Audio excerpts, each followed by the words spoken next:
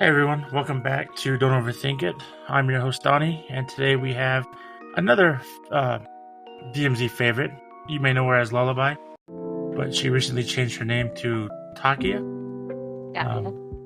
Takaya, sorry, Takaya. No, it's good. Changed her name to Takaya. Welcome into Takaya. How are you doing? I'm doing great. Yourself? I'm doing alright. Just kind of messing up on everybody's name this morning. So, Jeez, everybody messes that one up. It looks weird. Takaya. So what made you change your name? What rebranded your name? I've always wanted something a little bit more meaningful than what I had. Lullaby was kind of just a fill-in to change what my name was previously. It was actually like Peach Fuzz, like off of the movie Creep. So I got a bunch of like strange people, referring to the name, so it had to be changed to something immediately. So that was Lullaby, and Takaya is meaningful to me because it's named after the late lone wolf on Vancouver Island. Oh, okay. The late lone wolf? Yeah, it was poached, but it was by himself for years and years, and studied by ecologists and biologists, and just one day it was gone. It was an interesting story because it had just found a mate somewhere on the island, and they were howling at each other trying to locate where they were, but they didn't make it to each other. It's unfortunate. Yeah. You hate to see animals go extinct like that. I don't know if it's extinct, but get poached in general. Yeah. I mean, you got a lot of deer that get poached here where I'm at in Arizona. So it's hard to see that happen. Yeah, for sure. So the next question would be, what got you into gaming? Tell us a little bit about your gaming history. What was your very first game, and what was your system that you played? Oh man, when I was very young, my parents gave me a gaming console. I think it was like the PlayStation 1 or something. I played some Spyro. What's that other one? The Crash Bandicoot, stuff like that. Oh yeah. But it was just a phase because I've naturally been like a super outdoorsy type person. So that probably lasted no longer than 6 months. And then just recently, my sister got me, recently being like 3.5 years ago, got me into the zombies, Black Ops 3. So I was living at a place at the time where there wasn't much else to do, and it was unsafe to leave the house a certain distance. So we were just playing that a lot. And she heard that people liked MW2, so we got that, and I was completely sold when I first started playing Warzone and DMZ. That's cool. I'm kind of the similar situation. My brother got me into playing DMZ when Caldera came out. Caldera was my first map, so it got pretty fun. I got addicted and just been playing since. It's interesting how someone can just say, "Hey, let's try this," and then you get addicted to it. A lot of different thoughts come through my mind when that happens. But so you first started playing like Spyro. Spyro's a good game. It's something fun. Yeah, so, I can't remember how it went exactly. I just remember it was the title of one of the games I like to play. So something you mentioned earlier, you said something about liking the outdoors. I know on your YouTube channel you have a couple videos or a couple vlogs that show you going outdoors and being outdoors, looking at certain lakes and stuff. What got you into doing that as well? I mean, other than having the passion for it and stuff, what inspired you to be an outdoors person? I was a very high energy young kid, and my parents did a good job at getting me out of the house as a kid. Like almost every weekend in the winter, we'd go to the family farm and snowmobile. They got me into sports so that during the summer I'd be playing. It was what is called softball, so basketball. I don't know if you know what that is, but it's like the pitcher pitches underhand Yeah, And softball. that took up probably like 10 years of my life. It was throughout the winter I'd be training inside of a gym and then trying out for different teams, and then in the summer it would be all tournaments. And then sometimes after the season I get picked up to represent Alberta or whatever, and then travel for that too. So I was always almost outdoors all the time. Oh, that's cool. So was it like a youth thing, or was it professional? It was competitive, but I really it lost its charm like shortly after I got into it because it's too many politics. Kind of ruined the experience. Yeah, at a certain level, it becomes more of a job than it is than it does a sport and fun. I know a lot of kids. I coached high school football for a couple years, and a lot of kids that I spoke to, like once you get into a certain level, it becomes a business and it's no longer fun anymore. And it's just hard to see that kind of stuff happen to young great athletes that have to be competitive throughout their entire life and not have fun with a sport. It's just kind of, I mean, being competitive in the sport is one of the main things, but having to do it for a business aspect is kind of ridiculous. But unfortunately, that's how some people make their living as athletes. Yeah, I was always too big of a I don't like BS. I like loyalty and authenticity. I pulled those really, really high, and what I prefer, and teach my close circles. So, it got really cheesy, and it, there are the expectations, but at the same time, at that age, we were still like minors, right? We were still young, and yeah, there's a lot of added pressure, and not even for reasons of the game to a point. It was just reputation and things that are very superficial. Because I heard one time, you probably heard it too. Every athlete is one play away from not being able to play again, or something similar to that.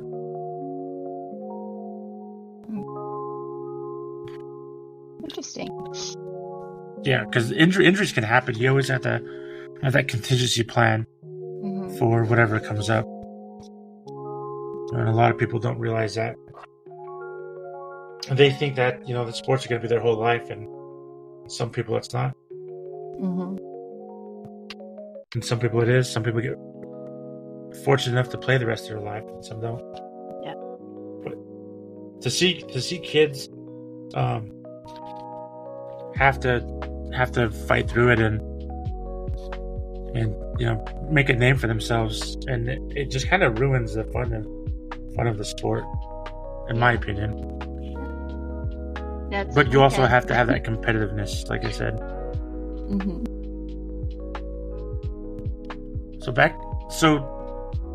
I've watched a couple of your streams, your gaming streams, and you took some time off for a little bit, and you got back into it. It almost seems like you didn't miss a beat when you came back, in my opinion. I mean, it seems like you didn't miss a beat with your gameplay. You still had the same intensity. You still pushed team solo. What was it like taking that time off and then coming back? What was that? What the transition from not playing every day to, coming back into it? My first, I don't know, 3 or 4 days back, I just felt like a complete bot. My movement had changed and was slow and choppy, and to me it took a while to get the same feel back. Like holding the controller and playing again felt just so strange. So I took advantage of that, actually. I played a little bit of mouse and keyboard to get a different perspective, and it feels like because I've never played a video game on mouse and keyboard before, it's completely new to me. But I could feel the potential and how good it would feel to be using that input versus controller. But yeah, the controller just completely felt foreign to me when I picked it up after just like the 1.5 or 2 month break. Maybe that's like a calling or something, you know. Exactly. Kind of switch to know. controller. Funny. Mouse and key is gonna go out the window soon. Everybody's gonna be on controller. Ah, don't say that. I'm a hopeful type. So, go ahead. Oh, that's it. I'm just a hopeful type. So I've never played on mouse and key, and I've been thinking about getting a mouse and keyboard to set up to my Xbox, but I don't know who does that. I don't know anybody who plays Xbox with mouse and key. So I'm kind of interested in seeing how that's going to work out. I hear it's hard to learn, but once you get it, it's there.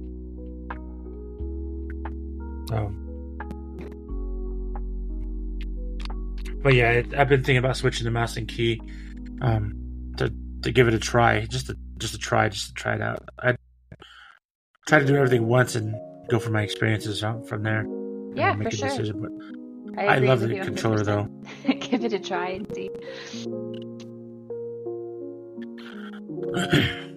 So, coming back off a break, you felt like you were a bot your first game. Second game in, you started getting the swing of things, and then you grabbed the controller. You felt like this is where you belong in the controller aspect of it. What's the next step from there? I mean, what happened there? I mean, I know they just came out with the Verdansk map, and I've seen you play that a couple times. What's the difference between the DMZ or playing DMZ and Verdansk? I know there's a whole big difference, but the Omni movement, stuff like that, is different, way different. But did you feel like you were a bot when you played Verdansk, or was it the feeling similar, or was it different? The feeling of using the controller and taking a break, or just in comparison to all the other games like on Call of Duty. So all of it from Call of Duty, like the movement. I know the move and the BO6 movement is completely different from all the other movements. So when you coming back, did that feel better? The Omni movement, did that feel better, or did it feel worse than what it did before? Did it feel the same as DMZ? What was your take on that? Beginning of season 1, the movement was obviously different. They changed a lot of things with this new season, and not only is the movement kind of slow and choppy, but it's it's so bugged, the game right now. It's so bugged. Like, they had the plating bug where you play 4 times to actually play just 3 times, right? You're supposed to. So that takes an extra half second or second or whatever. And then there's a reloading bug, and there's just so many bugs in Verdansk right now. It's actually really hard to play. I do like Warzone, but I prefer it the way it was in Uzbekistan. It was a lot faster and clearer. I feel like they kind of took a step backward in time, and I mean, maybe it's the kind of sentimental Verdansk experience, but they didn't have any ascenders, PDRs, or balloons, and it felt a lot like playing DMZ at times because of all the fights you take in stairwells or in rooms and stuff like that. I don't know if you played a lot of Verdansk before they added the zip lines recently, but that's how it felt to me. When did the zip lines come? I know the zip lines were in DMZ. In this last update, they were added to Verdansk, so I think so.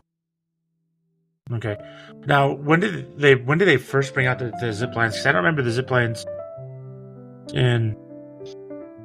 were they weren't in the original Verdansk? I have no idea if they were there or not.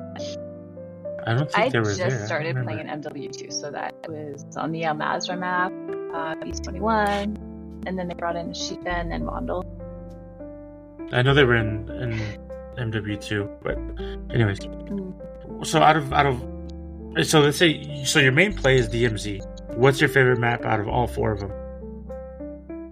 When I used to favor Ashika. I prioritize, I think, Warzone a little bit more than DMZ now, just because I've played DMZ so much, like for so long, and it was pretty much all I played for such a long time. But now I'm at a point in DMZ where, you know, pretty much any map would be just as fun as another one. That's fair. I mean, I've taken to I've originally first started playing Al Mazrah, then I went to Ashika, and I went back to Al Mazrah, then I went to Vondel, and now I'm back on Al Mazrah. So it's kind of all just, you know, I can play whichever one, except for B21. B21 is kind of it's insane. It's insane. If, you know, building 21 is insane, but I get that you know, they're all kind of rated about the same. Yeah, all these little close quarters, hallway fight with RGLs and one-shot shotguns, sometimes riot shields. Yeah, it's a lot of fun. So what's your opinion on taking a one-shot into a Sheikah or Almaz? I mean, I never do, but I mean, I don't care too much if someone does, because it is part of the game. But if they're, you know, if they kill you with it and talk shit like, hey, you suck, you know, get good, like, that's pretty lame. Pretty lame. I'm not gonna lie. Yeah, I don't use the shotgun or the AA rounds or anything like that, or RGL or anything like that. I do pick up the RPG. The RPG is fun because that comes in the game. I can go get that from a bot and use that in the game, which I've done several times. I'll admit to that one. But I don't use a shotgun. I'll bring a shotgun in if I'm going to Koshi, and then I'll run through Koshi with a shotgun, because it's just so much better than using a SMG or AR in Koshi. Koshi is different. I mean, you go in there with the expectation of encountering bots, right? Like, rarely ever do you run into another squad in that map anymore. So I've had lots of people tell me, you know what, you need to start taking in a shotgun to Vondel for the bot, to Goucher for the bot, and some people even told me to use it in Ashika for just the bot, but, you know, it's not a fun weapon for me to use. I love SMGs. I love the movement that comes with running with an SMG versus any other weapon that they have. It's just who I am, and it's what I enjoy. It really does seem, now that you mention it, it does seem a lot easier to move. I know you run faster, you sprint faster with the SMG or a handgun, but now that you mention it, the movement is so much easier with an SMG. Because then if you take one of them big old like Seikens in and you're running down the road with it, you're just like trying to run down the road with it, so slow. But if you got like something smaller, you're moving so much faster, and it's just I get what they're saying. It's, you know, what you're saying about it.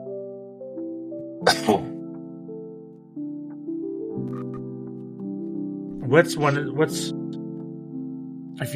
is your favorite SMG that you would take in? If you had to pick out of all the SMGs, which one would be your favorite?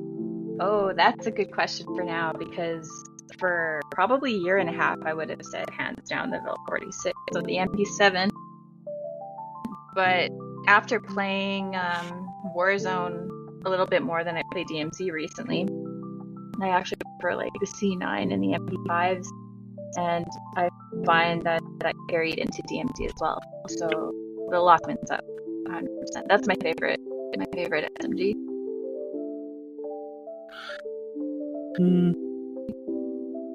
What's your build on the Lockman?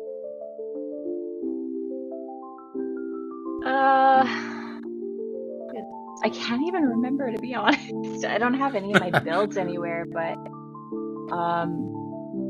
you know, I've never put too much emphasis on a build more than like I'll pick up ground loot and probably have a better game than I would with my own custom build. I agree with that. Surprisingly. I agree with that 100%.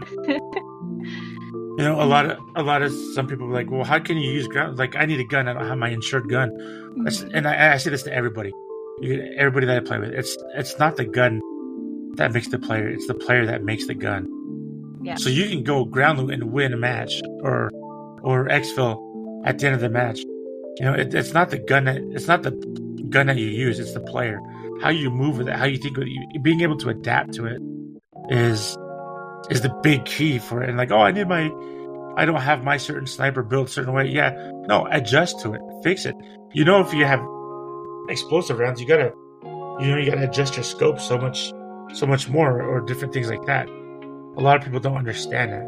I mean, I go in with bot guns or just regular contraband guns that I find on the ground, and I run with that. And if you look on my YouTube, a lot of the kills that I have are contraband guns. A lot of the team wipes, a lot of the platoon wipes are contraband guns and ground loot guns that I use. I actually, come to think of it, there is one exception, and that's a sniper. It's not super easy for me to use a ground loot sniper opposed to my build. It's just because things like the drop and, things that I have memorized like that.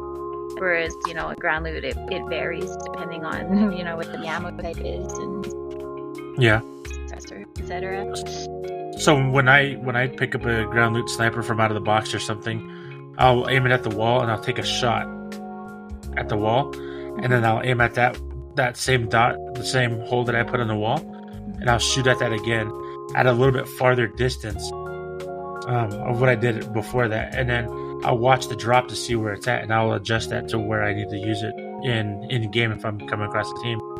So like if I'm at the apartments and I pick up like a signal 50 or something, I'll shoot the wall and I'll scoot back all the way to the other side of the apartments, and I'll shoot that same dot again, the same hole, and I'll measure up that distance. It's not going to be very much of a drop distance difference between the two, but it'll give me some kind of thought process of this is where I need to put my dot if I'm going to shoot someone, let's say at power plant, and I'll adjust it.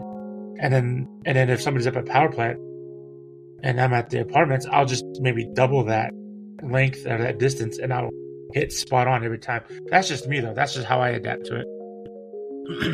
And that's why I figured like just multiply it. So I've heard of people doing that too. I need to spend more time, I guess, kind of just outside of just the game, like in a firing range and stuff, practicing with stuff, with weapons and learning, recoil patterns and stuff like that. But I don't seem to have the patience. Even my gameplay itself, I just make a lot of pushes that I shouldn't, and I think that's all a patience thing and impulsivity issue. So you're kind of like a run and gun type person. I totally am, yes. That's what makes the game fun for me. Yeah, I tell Irish and the Boogeyman, like, you're gonna spend more time picking me up than me getting kills. I push teams, or like they're hiding in there. Okay, well, let me go in and find out where they're hiding at for you. So I'll go in and I'll down one of them, or I'll take the plates off them. Like, this is where they're at, and I'm designed to make my team look good. I'll go in, I'll get killed, or I'll get down, and while they're reloading or replating, my team will come in behind and sweep and kill them. So, win's a win.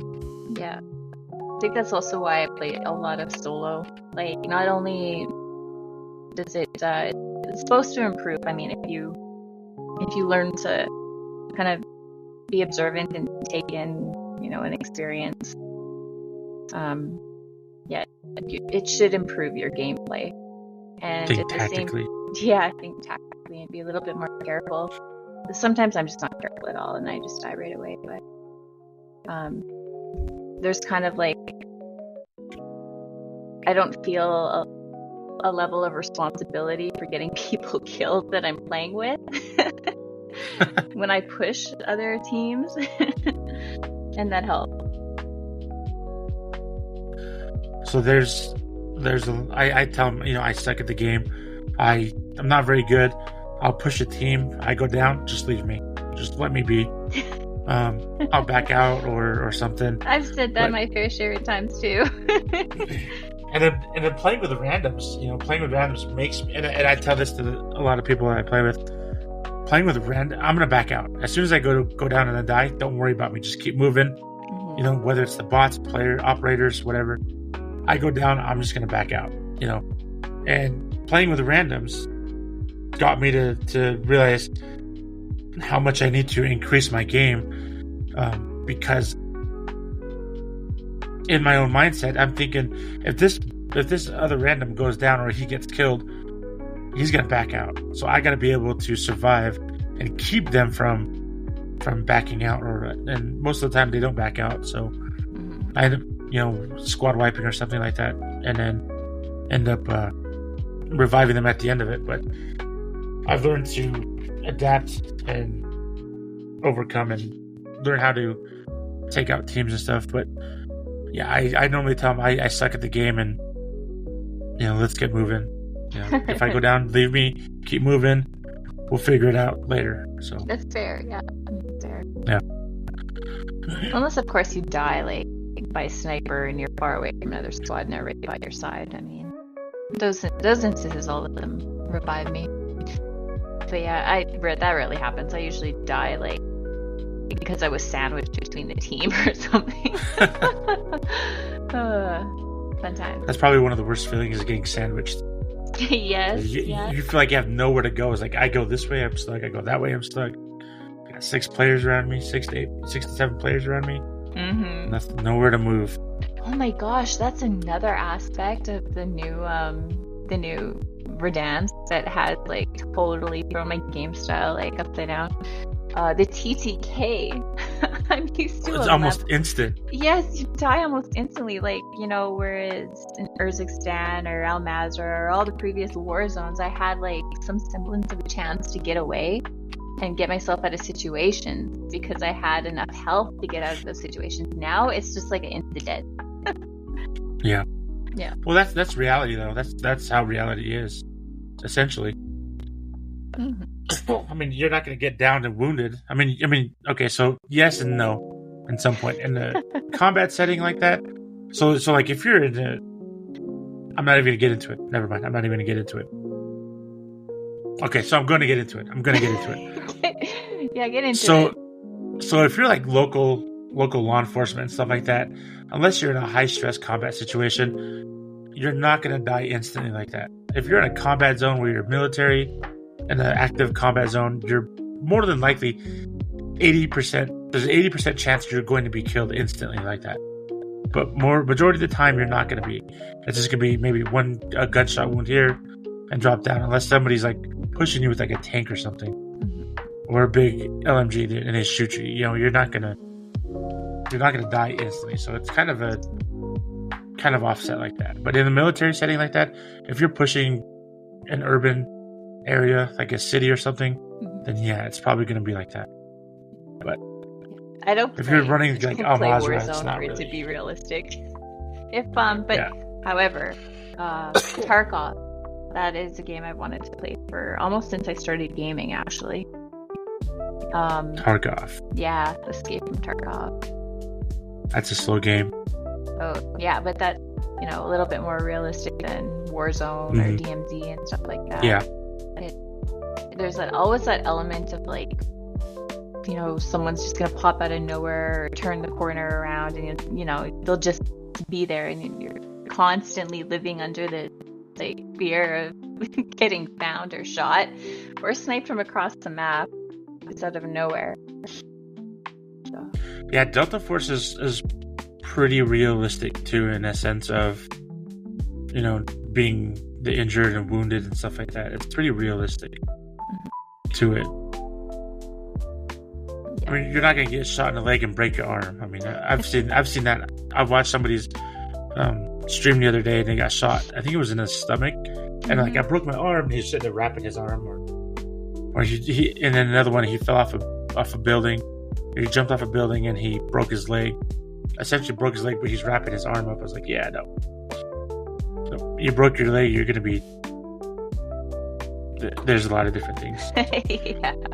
Yeah. I think it takes even longer in Tarkov to heal, and you have little surgical kits and all these varying things. Like, I haven't played much Delta Force, but I've watched a ton of Tarkov. I haven't played it yet because I'm not brave enough to. Yeah. I think Delta Force is kind of used right now as a bridge between that type of game and like DMZ. So it is an extraction shooter like both. DMZ, I think, is in like some weird category all to itself because, in my opinion, technically it doesn't fit really as an extraction shooter type game mode, which is probably why it appealed to so many people and even myself. Like, you can't find anything that's quite like it. It's just in a league of its own. So, Yeah. but yeah, I agree with that. I think that's the purpose of Delta Force. To kind of make that bridge between,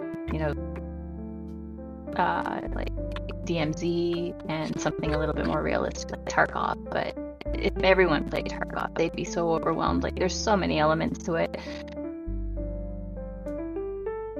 So kind of just a middle ground. So the next question, so let's hit back a little bit. So we got to know your name change, where it came from, and how you got it. A little bit about your gaming history. We know that you like to do the vlogs and stuff. If you were to pick any place in the world to travel that you haven't been to already, I don't know if you travel or not, but I'm assuming you do because you do the vlogs. If you could pick any place in the world that you would go to and just not worry about anything, just enjoy a week or two there, where would it be? Not worry about the budget or anything? Not worry about the budget or anything. Just go hang out for a week or two and then... Singapore. Yeah. I will not go to very many places in Asia. Like, I'd go visit Korea, Japan, or Singapore if I had the money. I know Singapore's expensive, but it's also a lucrative state within That's a nice place. Asia. Yeah. I've heard beautiful things about it. So that I'd probably go there. I've already been to Europe. Not much on a vacation per se, but I got to take a look at the countryside. I'll use planes, trains, and automobiles to get from one place to another. So I was there already. So if I wanted something completely different, which I would choose for a vacation spot, it would be probably maybe not polar opposite, but be a little bit different from the European experience. Or what about you? I don't know. That's a good question. I haven't really thought about it recently. I'd probably go to Ireland or something. Oh, my wife always wanted to go to Ireland. She wants to go, so we'll probably head up that way in about 10 years. That would be fun. A fun experience. Yeah. I watched this one movie, and it was part of it was set in Dingle, which I think is a hilarious name. It's not, it's kind of a little bit off the beaten path, but I didn't know it was as popular as it actually is. So, and it's in Ireland. It was Leap Year. That was one of my favorite movies. That's cool. Dingle. Dingle, yeah. We're gonna go to Dingle this year. Yeah. My most recent position actually had an employee that was gonna go on vacation over in Ireland soon. So that's cool. Let's talk about that twice recently. My wife wants to go. Like I said, my wife wants to go there, so I would take her over there. W. Huh? Yeah, we'll get a win-win. Yeah. I don't know. So I was talking to a couple gentlemen in my town, and they were actually from Ireland, and they said that if I remember, it was Ireland, that they don't have trucks there. They were commenting on my truck. They're like, "You like your truck? It's nice." I was like, "Thank you." Like, this is our first time ever, being in America, and they don't see trucks that often, but they see trucks all the time. And while they're here, they don't have trucks, but they have like the moving van trucks and stuff. That's all they have. Oh. Okay. And they were pretty interested in seeing trucks, and I let them look at my truck, and they were like, "Oh, this is nice." It's not, my truck's nothing to sneeze at, but it's, they enjoyed looking at it and isn't that stuff. cute? So these little quirky cultural differences that people find like the most random things amazing. Yeah, it was. I was like, wow, that's interesting. That's really you don't have trucks over there. Like, yeah, we got the moving trucks, but that's about it. I was like, well, that's. And they said if I ever go to Ireland, bring my truck. I'd be like, good luck with that. You know how expensive that would be. That's gonna be expensive. I thought about it though. If I go, I'm gonna take my truck, mail it over, ship it over, and ship it back. Just for your vacation. Just for my vacation. I gotta be comfortable. Yeah, there gotta be comfortable. You need space in your yeah. transportation. So, along with the episode, we like to usually ask a question of our guests. What is some advice you would give to your audience that watch your stream, or somebody who's getting into what's some advice, or what's a significant quote that you've lived off of that's brought you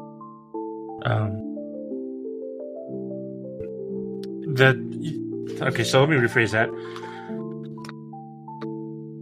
What is you don't have to give anything if you don't want to, but what is some advice you'd give to somebody who's starting off trying to get in the direction that you're going, either whether it's a video log or a vlog or streaming on YouTube? What's some advice you would give them who's just starting out?